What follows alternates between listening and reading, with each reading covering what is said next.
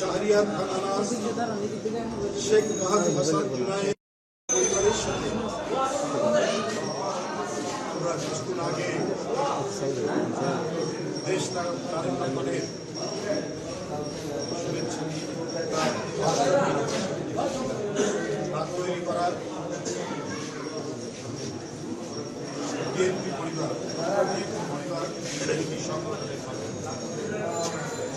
আতিকুর রহমান রুম্মন এবং মিথুনের নেতৃত্বে এই সংগঠনটি বিএনপির ভারপ্রাপ্ত চেয়ারম্যান তৈরি করেছেন সারা দেশে নিহত আহতদের পাশে দাঁড়ানো। তারা নিষ্ঠার সাথে এই কাজগুলি করে যাচ্ছেন। রুম্মন আর মিথুন তাদের আহ্বানে আন্দোলন ছুটে এসেছে।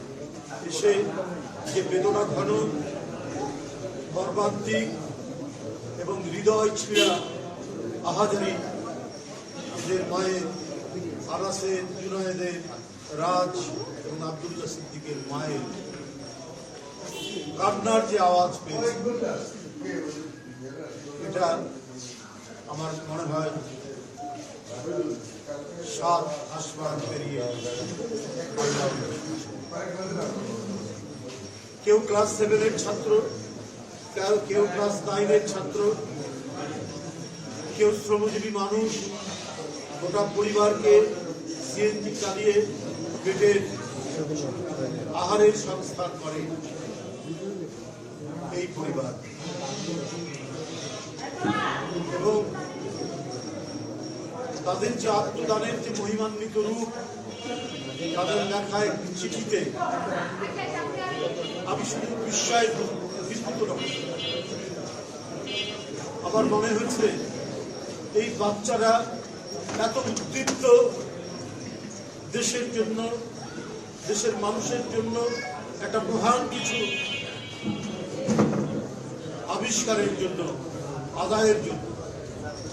এই বয়সেই যে তারা এরকম সংকল্পবদ্ধ হতে পারে, সেই চিঠিতে আমি জানতে পারছি।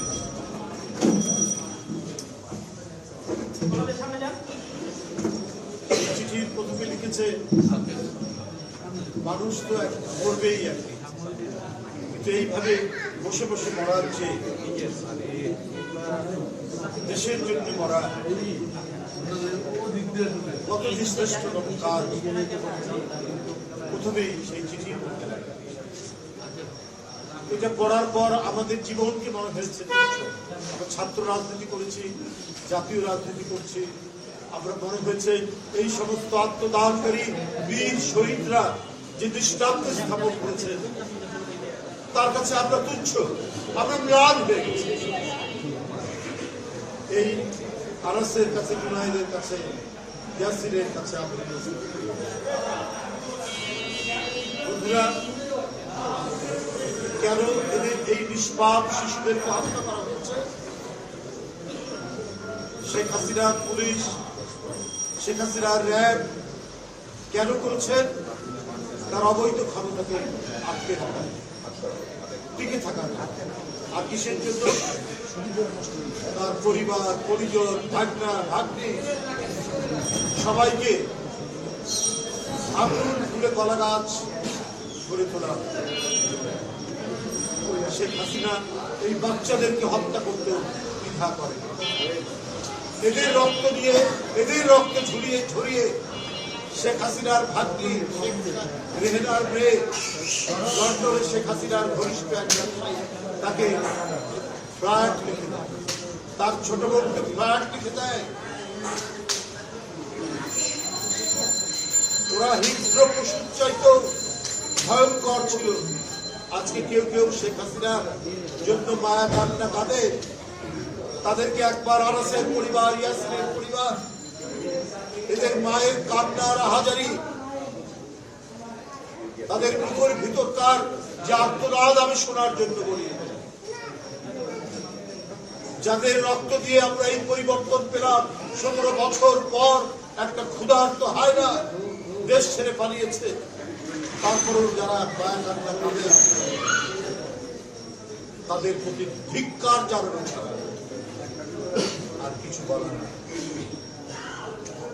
বন্ধুরা আমার,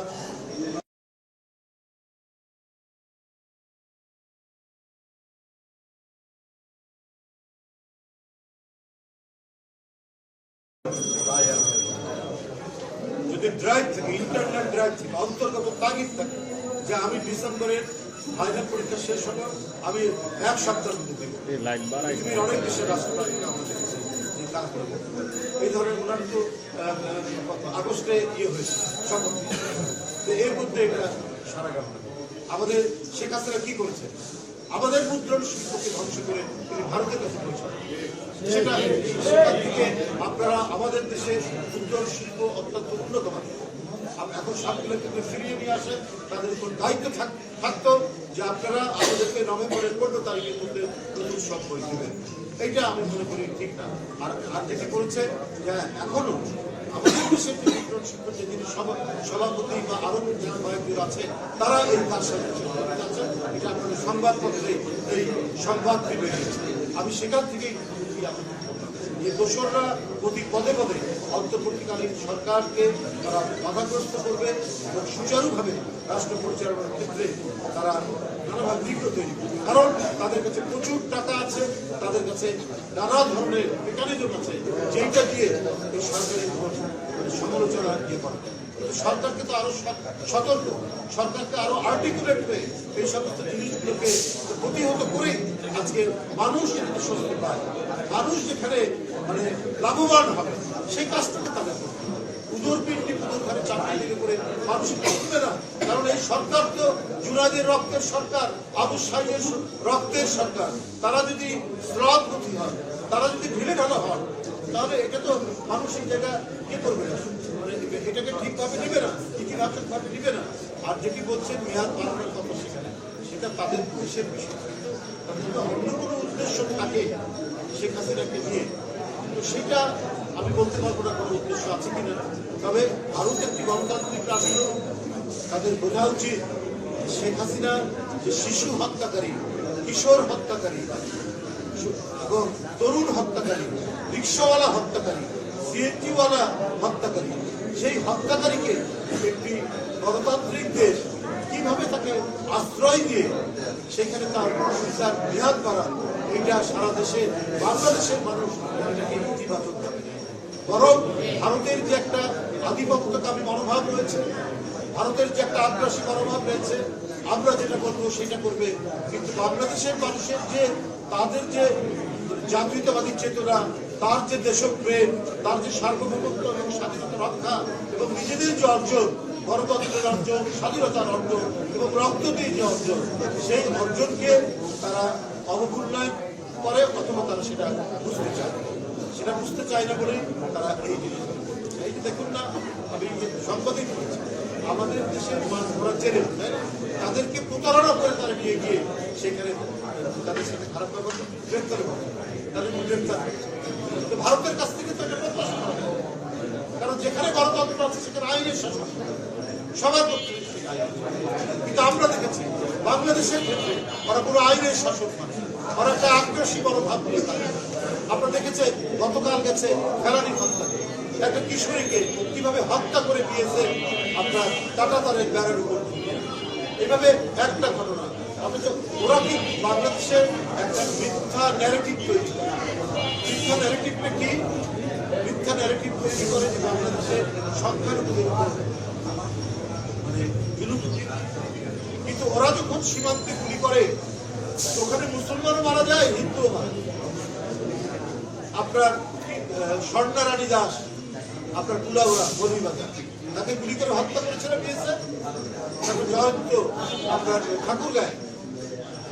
তো ওটা কি বাংলাদেশে আওয়ামী লীগ বিএনপি সংঘাত হয়েছে 5ই জানুয়ারির পর, 5ই আগস্টের পর, সেখানে হয়তো আওয়ামী লীগের কর্মীরা সেখানে হিন্দু ধর্ম সম্প্রদায়ের আঘাতপ্রাপ্ত হয়েছে। বিএনপি 2-3 জন লোককে বেড়েই ফেলেছে, গোপালগঞ্জে একজন স্বেচ্ছাসেবকেরা যেতে পারে।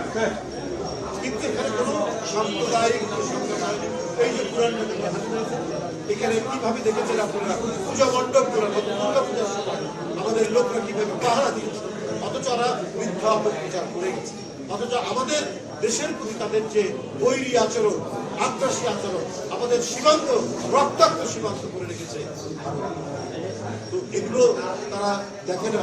অথচ একজন হত্যাকারী তার নিজ দেশে জুনায়েদের মতো শিশু বাচ্চা, মুগ্ধের মতো একজন বাচ্চা, যাদের আত্মদান এত মহিমান্বিত, যারা বলেছে যে পৃথিবীতে যখন এসেছি হয়তো একদিন মরবই, কিন্তু ঘরে বসে থেকে মরবো না। এই কথা কে বলতে পারে? যার মধ্যে প্রচন্ড দেশপ্রেম থাকতে পারে, সেই ভারতের জানা উচিত। তুমি মনে করেছো যে বাংলাদেশ ছোট দেশ, কিন্তু বাংলাদেশ এবং এদের দেশের মানুষের দেশপ্রেম এত উঁচু পর্যায়ে, তোমরা যতই বাংলাদেশের বিরুদ্ধে